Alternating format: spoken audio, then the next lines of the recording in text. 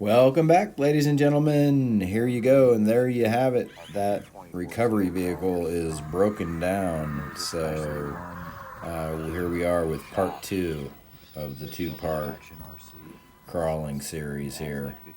A little different spot. Beautiful. Plenty of light left and plenty of granite left to play around on here. So we decided to just keep running these two vehicles and see where we go from there.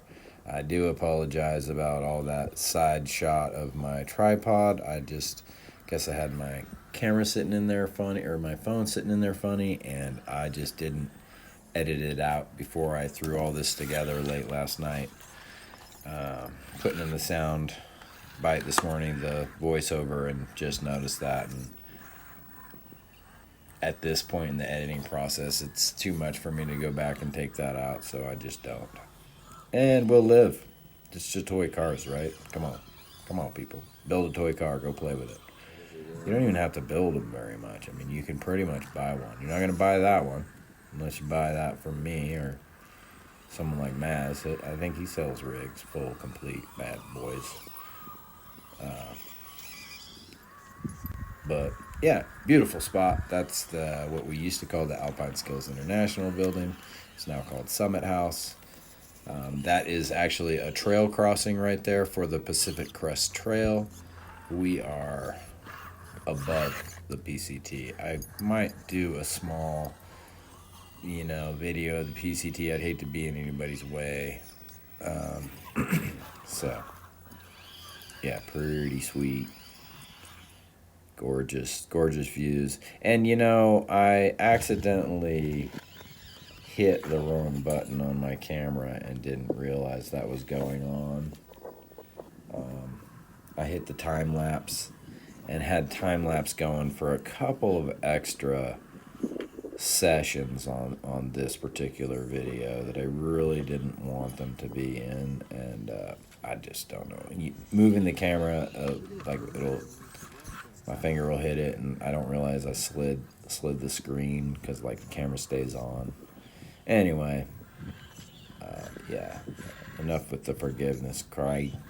Just go ahead and watch it already. It's beautiful. But if you've gotten this far, man, I really appreciate you guys, and it's awesome that you do find this entertaining and enjoyable. And some of you told me that my tone is very easy on the ears, so to speak. So I'll just try to keep continuing to bring you what you enjoy and talk about the trucks. I don't know much about that four-wheel steer buggy XC CX1, or I'm not sure. I'm sorry. I just never really bit the bullet. I mean, I got my own little buggy right there. Got a couple of those built up.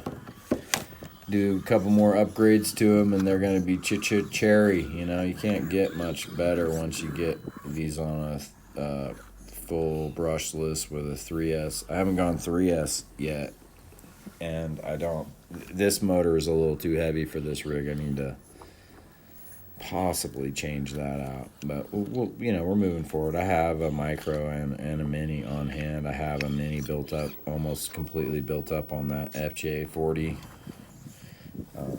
Gonna wait on some parts until I get to North Carolina for that one, and yeah, just out here doing it. Me and Blue Dog doing it. My buddy Rick driving the XC1. I don't know, XC1, whatever that thing. He had some wheels for it, and he just didn't put them on there. I guess he had wheel nut problems or something, and I realize I have a Maz set of wheel nuts here. I'll ask him if he needs them, but we'll see what the prognosis was on that. I was thinking maybe he got AX or TRX4M wheels accidentally, but I don't know. I don't know what the size nuts are for those, so anyway, so that would really help this rig out. Like, they're really cool, but they need some weight down low. They're super light. Like you saw in the first video, they almost got blown over by the wind, it seemed like. So, you know, it has its tippy moments. But what are you going to do, right? Everybody's just out having a good time. Rick actually has some really bad to the bone rigs built up. And he's taking them to Axial Fest this weekend. And they're actually show rigs that he built. Like, he built a sick Gladiator that he literally doesn't even drive yet. You know, has its own GT5 controller and its own brushless system, and is just super, super nice. All painted up, sick, and looks beautiful. So he's doing that as a best of, I guess, you know, like a show. And I think he has another one built up. I can't remember which one it is, what truck it is. If it's a C10 or a JL, or I think it's a Deadbolt. Anyway, so, but he says when Axial Fest is over, he's going to drive those things. Well, I won't be here then. And I don't know why I'm not at Axial Fest right now. Well, I do. I'm packing and getting ready to leave and trying to be here and shoot the most beautiful rocks around town, where I've heard in the past at Rob's, you got to bring your own rocks, so to speak. So, and no shade on anybody, but I don't know why you'd put a rock crawling event on where you have a tough time with rocks. So, you know, it seems like there's plenty of places up the road from there or whatever. I understand you gotta have facilities for camping and all that, but I don't know.